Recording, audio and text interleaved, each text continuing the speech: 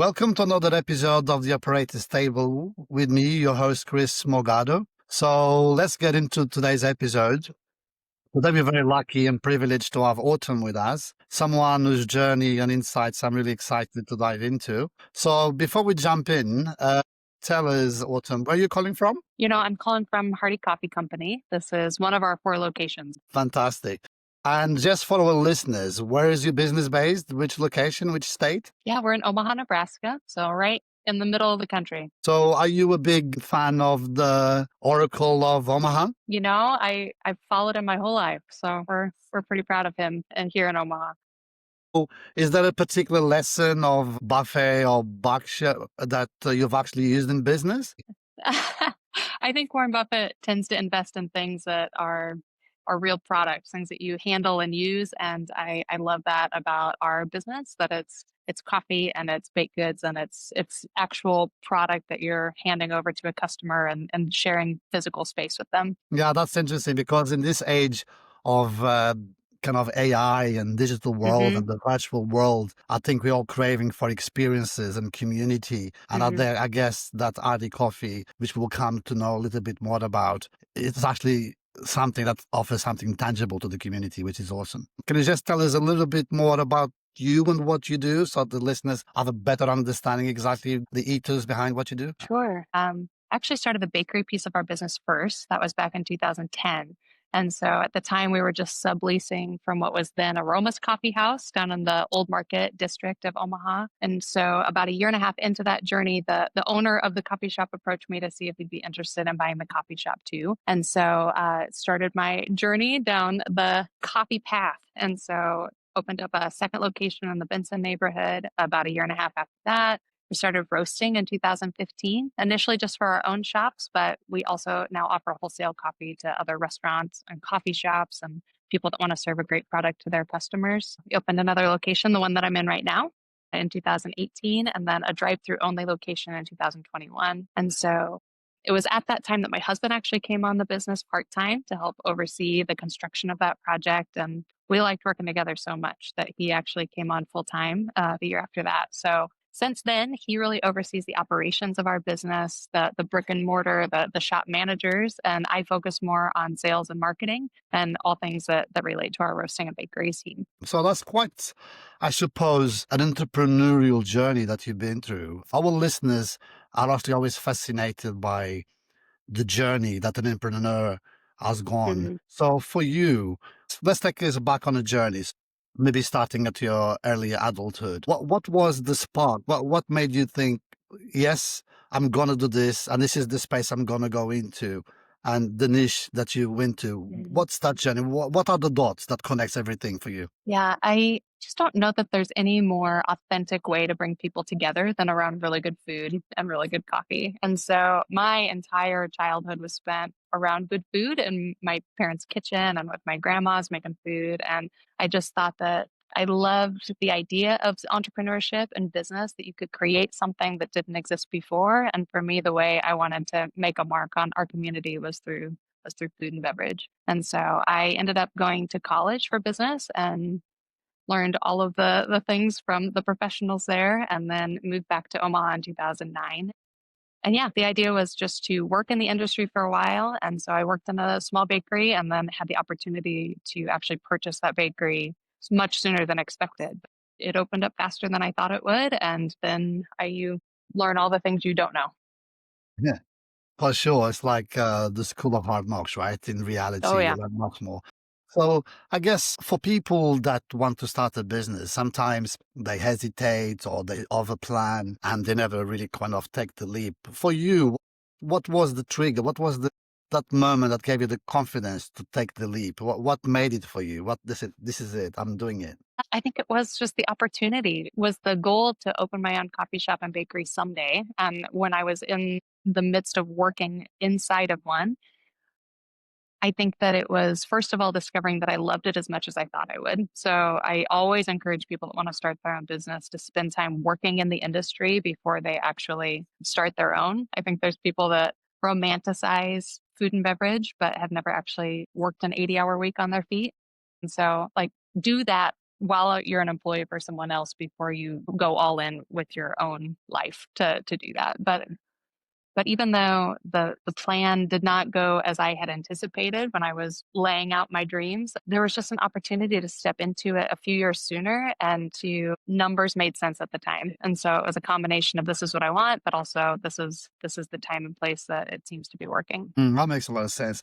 The opportunity came where you actually bought it, right? Correct. Yeah. Okay. Yeah, So the owner was pregnant, which I didn't know when she hired me, and she was looking to get out of the business at the same time I was looking to potentially start mine. And so our paths crossed at a really good time. And her asking price kept coming down the more pregnant she got. And so by the time we made it to month 9, we were able to sign some paperwork and make everything official. yeah, the stars align. That's great. So, was there a moment that when you were operating that bakery, I think back in 2010, Hmm. and eventually you paused and say, "This actually could become something bigger," or I'm all in. This is it. This is what's Hmm. going to change my life, and I'm fully committed." Was that a moment that came for you? I don't know. I think if I'm honest, I kind of just live my life all in. Like there's not very many things that I just do peripherally. Like if I am committed to something, then I want to figure out how to maximize it and how to make it the best it can be. And so I think that every day that I would go to work as an employee there were little things that I noticed that said, like, oh man, could we optimize that? Could we change that? Could we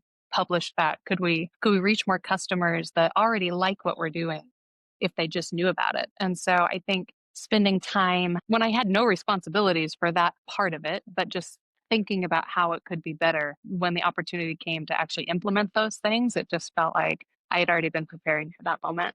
So, looking back from those kind of trials and tribulations, because I know sometimes running coffee shop, because I read some of your posts that you've got issues sometimes with roasters breaking down and the whole good fun that goes with it. Uh-huh. Uh-huh. Is there any particular lesson that you would like to share with aspiring entrepreneurs that will make them take the jump, or anything that you like to share about your biggest lessons? I was talking to another local business owner here in Omaha. His name's Paul Kulik, and he is a phenomenal chef. He has run so many different kitchens and owns a business downtown. And he said in this industry, and he had some really good examples of every time that you put a different drain in your business or a different electrical, like all of the different things that can break on any given day. He just said in this industry, like everything is breaking all the time forever. And if you can come to terms with that, then you can find a lot of joy in the work that we do around that. And I think that's so true. Like if you can't maintain composure when things are breaking around you, then this probably isn't the industry for you, because it's physical things. It's stuff that you have to maintain and repair and fix and problem solve, and all the while serve a customer with a smile and find a way to still not make your problems front and center. And if you can do that, then there is so much joy and goodness in this industry. But if that stresses you out to the point that you can't function or you aren't able to deliver on that hospitality promise, then you should probably like work in insurance or something. I guess resilience and problem solving really comes to Hmm. mind, summarizing what you say. Hmm. There's actually something else in my research I came across. You say that basically, I think the three key ingredients of a good business is to offer excellent service, being local and approachable. That was something Hmm. I caught in something you say. Would you say that that encapsulates the philosophy and the culture of Hardy Coffee? Or would you say there is much more to the whole mission of Hardy Coffee? No, I think like those are kind of the three legs of the stool that we've tried to build to offer something that's excellent. Man, if the product you're serving isn't good, then it doesn't matter how local you are or how approachable you are, you're just not delivering value to your customers. Like it has to start with a great product. But those other pieces really matter too. So, can I serve you a great product but not have you feel less than if you want to add cream to your coffee? Are there ways that, like, the way that you want to receive this product and the way that you want me to make this for you is still honored to say, like, yeah, have your coffee however you want. We have these delicious options for you to choose from. And then I think that local piece for us, especially in this economy, it just really matters to be able to support other local businesses, to source things as close to Omaha, Nebraska as we can, and then to support other small businesses along the way. How did the name of Hardy Coffee came about? Well, hardy is a real word. It means resilient and able to endure difficult circumstances, but it's also my maiden name. And so I'm Autumn Pruitt now, but I was Autumn Hardy for a lot of years before that. And so it's also a nod to my parents and to just, yeah, my family of people that have supported us throughout this entire journey and the ways that they've contributed to the survival of our business over the years. I think it's taken a lot of hardiness to make that happen. Hopefully, this is a homage to them. What do you think when you compare it to a very busy market and a noisy coffee market, there's so many brands, what Mhm. makes you guys unique? Well, what's your USP? I think that something that's very interesting about what we do is that we still have our bakery and the roasting lab and our coffee shops. And so we're able to make our menu from scratch, not just the food, but also the coffee. And we're able to really leverage the bakery when it comes to things like our seasonal drink menu. It's ways that we have a pumpkin spice latte, but it's made from scratch from our bakery using real pumpkin every day. And so those are ways that we can really pour into that excellence that we talked about before. But we are kind of a unique size for the industry. And so we are not the tiny little mom and pop shop anymore. And sometimes that's great. And sometimes that's hard where I can't physically be at four locations at once to solve a problem. And so we're kind of in this in between size where we're certainly not Starbucks, but it's trying to figure out how do we make it convenient for our customers to support local. And so kind of trying to be in that Goldilocks zone of not too big and not too small and trying to find ways to pour into our customers' lives and into the community that we call home. But something that I'm curious, you as a person, as an entrepreneur, as Autumn, if I were to ask, let's say your customers or your employees, what they love most about you or most working with you, what do you think are your qualities that makes you approachable and a great leader? Mhm. I think that there's a lot of people that want to start a business and then not work in it.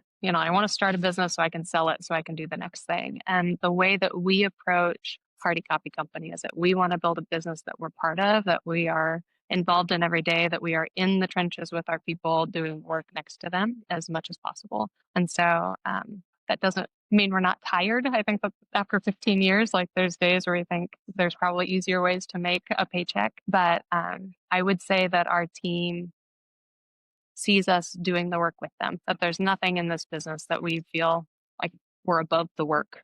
We've done it all and we trust people to come alongside and help us do it too. Right. You know, so we started roasting in 2015, like I mentioned, and initially that was just for our own two locations at the time. But I think in some ways it was like my background in baking that made me really attracted to the idea of roasting for our company too. Like for a long time, we used coffee from other wholesale providers, and it was good coffee. We used good coffee from other people, but there were times when our customers would ask for a tweak or something different, and we just didn't have control over the product in that way. We said, "Oh, we'll see what's available. We'll see what we can buy." And when we started roasting for ourselves, we had the ability to make those changes to control every piece of the supply chain from producer to importer to roasting to the final product as we hand it over the counter to customers. And so we're really proud of the coffee that we're roasting and the way that we're able to not only serve our four shops now, but we have about 60 wholesale accounts as well. And so being able to serve other coffee shops and restaurants and offices and churches and people in the entire region that are serving our coffee, that's really special. And I think it's a piece of our business that scales in a way that not everything does. And so that's something that I think is working well at Hardy is our roasting department, and it's been really fun to be part of that growth over the years. Do you think that is something that you'd like to expand further? We would.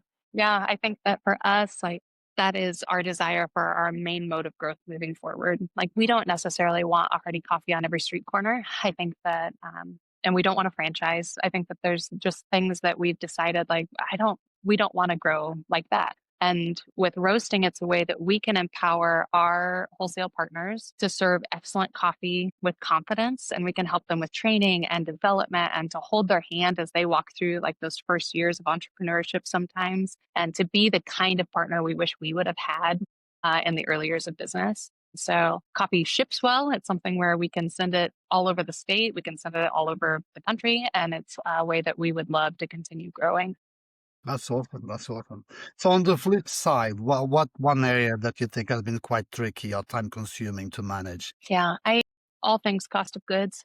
That's the downside of a business that has a physical product is just really trying to mitigate the uncertainty in the market right now when it comes to coffee specifically. Like man, the C market is all over the map and has been for a couple of years now. But it's everything from paper cups and eggs and milk and stir sticks, and there are so many different physical products that go into everything we sell. And with tariffs and with just increases in cost of goods, it's really difficult to know kind of what that threshold is of what customers would be willing to pay for a latte. And so that feels like maybe the old accounting principles just don't really work as well as they used to when it comes to setting prices and having a healthy business. I guess it's a bit controversial, the topic of tariffs, but I bet that must have Mm. impacted you tremendously. And They that's have.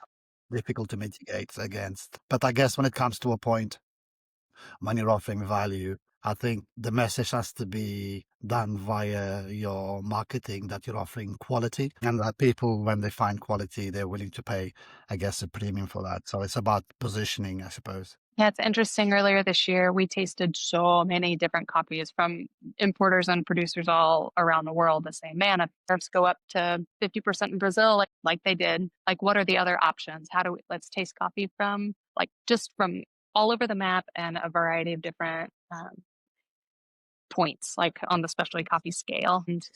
And we tasted a lot of really bad coffee. And we just had this moment where Joe and Andrew and Luke, everybody in the roasting lab, we just looked at each other and we said, like, not like this. You know, like if we have to compromise the quality of our product like this, then it's not worth being in business anyway. Like it would be so much better to raise the price and to find different alternatives. What are creative ways that we can save money? Like, so we renegotiated our lease at this location. So we had more storage so that we could ship more coffee at one time and save on shipping costs. Or are there ways that we could buy in bulk? Or are there ways that we can, like, what are creative ways that we could potentially find some cost savings that isn't going to diminish the quality of the coffee? And we've worked really closely with some advisors that help us with blending or what are some other things that we can do so that this product is still something we're proud of because like if we still have a business but we're not proud of what we're serving anymore, I just don't think that it's worth it. Yeah, for sure, for sure. I mean, that brings Mhm. me to one of my favorite questions to ask. Because Mhm. it kind of aligns with being creative and, like you said, looking at ways to cut costs and still provide quality. If you had a magic wand and you Mhm. simply could make one part of your business tomorrow better, or would you improve it? What would it be? I only get one magic wand. Okay, you can get more than one if you like. No, I think the trick is that like so many pieces of our business are so good. We have such good people. We have people that are good at what they do, that are committed to each other, good team players that bring insight and genuine care to the work that they do here that I think is so helpful. I think that I love the neighborhoods that we're in, the communities that we get to touch with each of our coffee shops is beautiful. I think the product we serve is top notch. But I think that if we had more people try us for the first time, you know, it's one of those funny things where we've been in business for 15 years now, and we opened a location on the other side of town in 2021. And the number of times that people said, "Are you new? Did you just open? Are you a brand new startup?" It kind of hurts your feelings. But then it's also this idea to say like, "Oh, there's so much potential for new customers in this neighborhood." People often choose a worse product from a chain because it's consistent and they know what to expect. And so I feel like for us, like what we're always trying to do is to get people to try us for the first time because I'm confident that if they do, that they will come back again. And so I think that if there was a way to convince America as a whole and Omaha, Nebraska as a subset to try small business first, to support local, to try small, to give businesses like ours a chance instead of going for the most convenient, most well advertised chain restaurant. I think that that would be my magic wand moment. Hmm.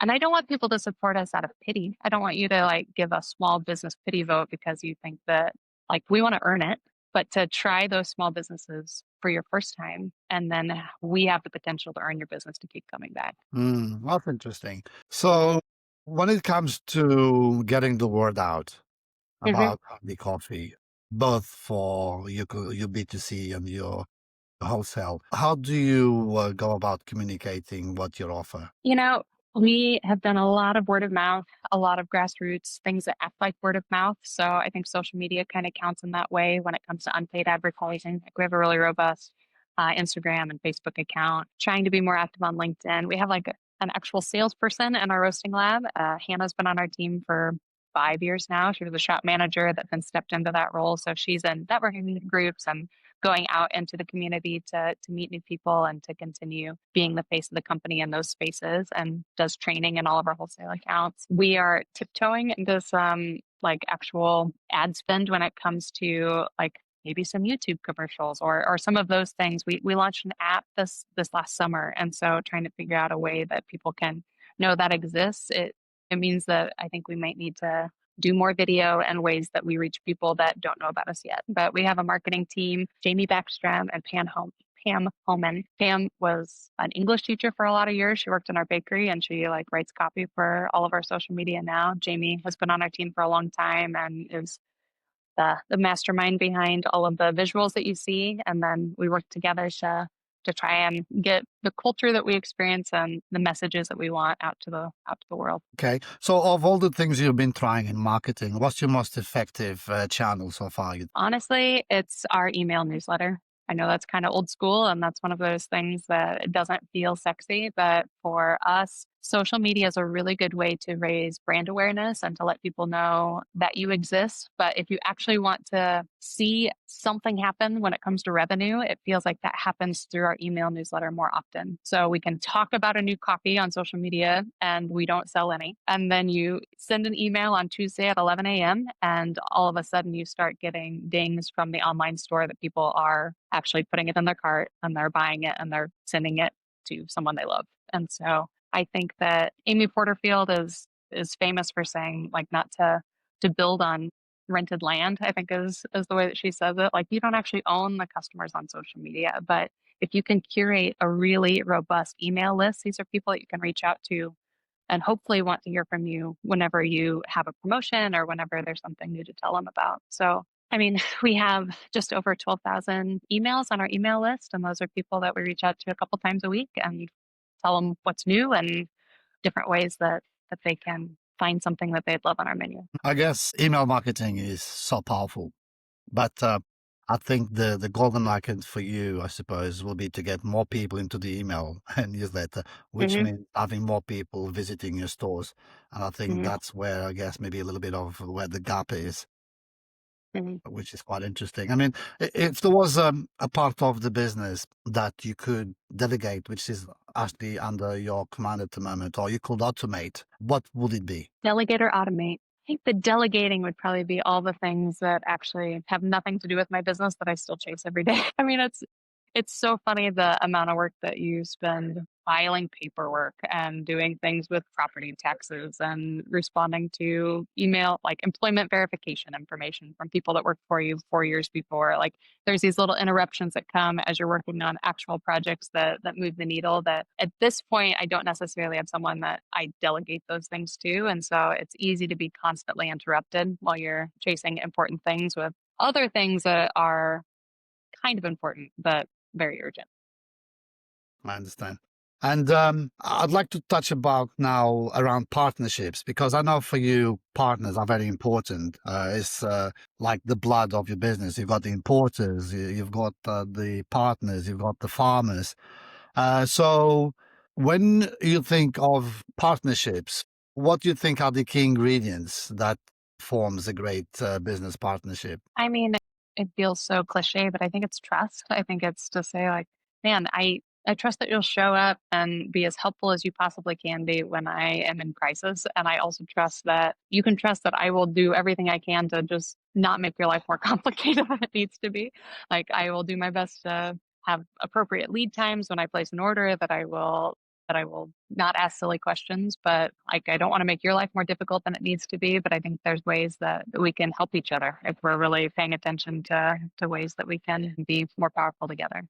I think it's interesting when like where we're at in the supply chain, we have partners that are much bigger and more powerful than us that we really call on occasionally to help us. And then there's other times where we are seen as that person in the circle. And so if with our wholesale accounts, there's people that are just starting out that are very new in business. And if we can be helpful to help forge a path for them or answer questions when they have them, then I think that that's really powerful there too. And so we started a mastermind group this year for the first time, and that's just a group of 5 or 6 different wholesale accounts, other small business owners that are just dealing with similar challenges. And so we met in person for the first time last month. We'll do Zoom calls once a month moving forward. We have a Slack group that we keep in contact with throughout the month, and to say, are you running into this problem? How are you solving it? Do you have any documentation for that? Is there what's the right expiration timeline for a cookie? It's just silly things that you could, if you can help each other out, then I think that that's a way that we can hopefully be better together. I think the idea of a mastermind is a great idea. I'm quite curious if you can share, because I think that would be very insightful. Is like when you're talking to wholesalers, what are you think the main kind of trends of challenges that they face that is actually quite difficult for them to operate with? I think it's a lot of the same things we talked about already. It's cost of goods. The cost of product is so much right now. I'm just trying to like also give each other the confidence to charge what is appropriate. Like you always just assume people will show up with pitchforks the next day after you've updated your menu and that they will they will protest and revolt. And I think to have people that say, no, like this is important. If we don't do this now, and if you aren't ahead, you're going to be behind. Like, are there ways that we can give each other the confidence to make those changes when they need to be happening? I think that there's also just a general trend about employment. Like it's hard sometimes to find people or it's hard to retain people. I think that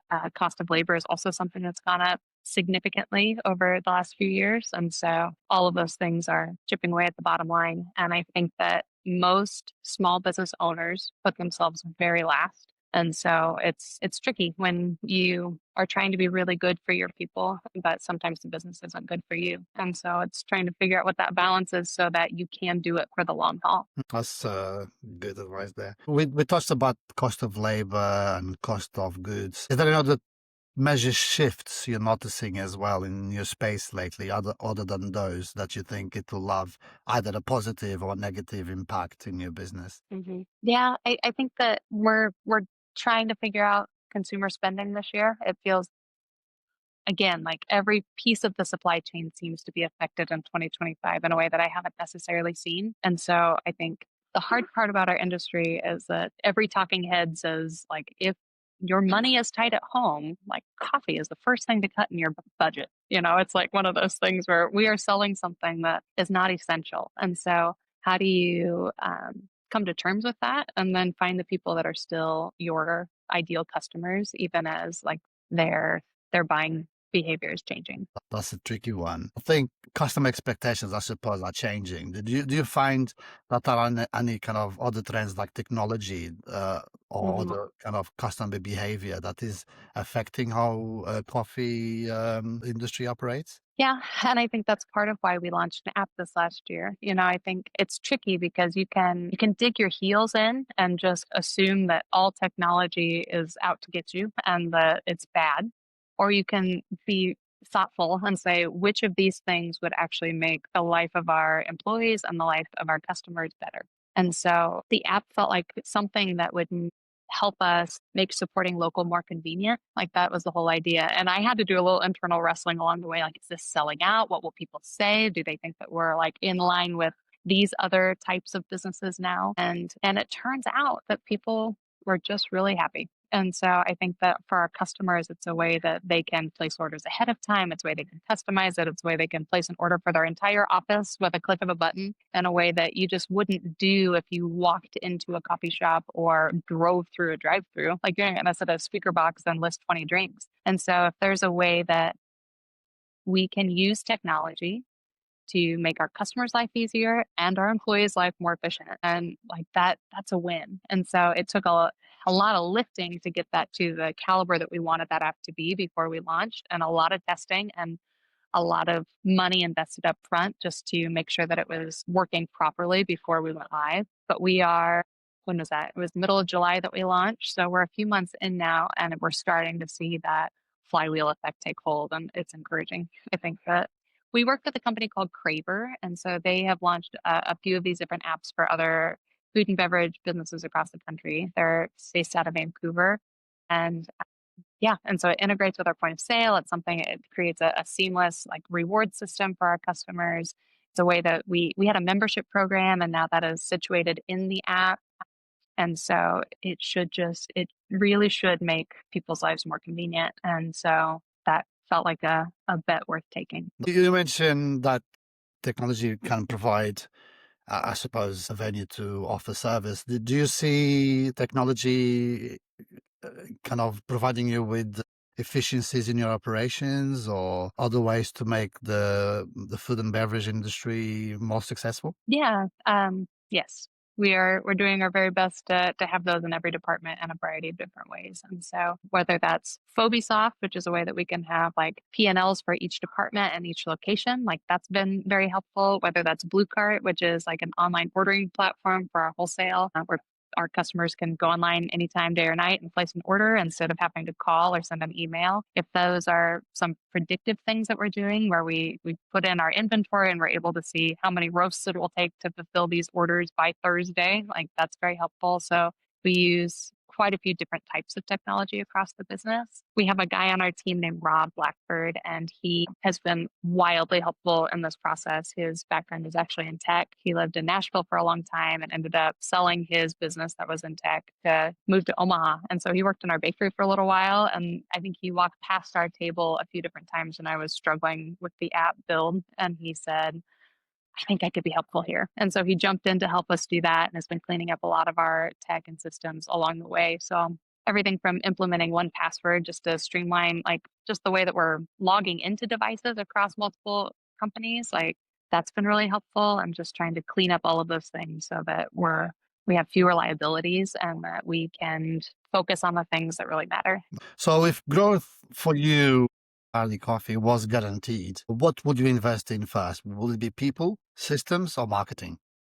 If it was guaranteed, then I think people. I think like the trick is that it's trying to figure out what comes first, the chicken or the egg. Like if you invest in marketing, then does the growth come and then do you invest in people? Or if you invest in people first, does the growth come and then you don't care about marketing because everyone's already taken care of them. I But think would you be able to then run a business with people without customers? So I guess hmm it's important, I suppose, to I have that know. balance, hmm which is quite an interesting one, nevertheless. I'm very curious because you mentioned this before.